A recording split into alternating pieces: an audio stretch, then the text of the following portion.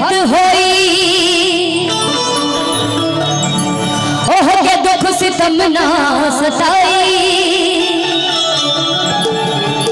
भोला ताक दी है तो सूखल गाछ हरियार हो जाए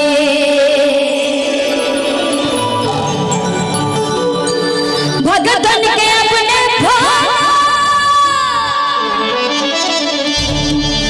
रक्षा करे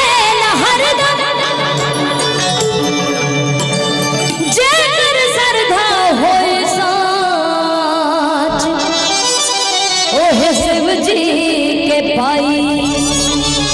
कहे के भैया ओम से व्योम बनल सत्य बनल शिव शंकर से ओम से व्योम बनल सत्य बनल शिव शंकर से और सारा दुखवा दूर हो जाला बोल बम के मंत्र से तब तो कहत है ये भैया के जगन्नाथ भोलेनाथ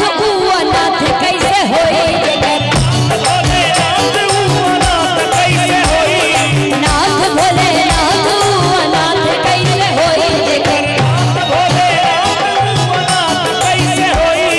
अनाथ कैसे होई अनाथ कैसे होई अनाथ कैसे होई अनाथ कैसे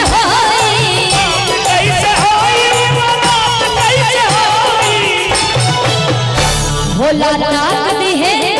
भोला ताक दी है भोला ताक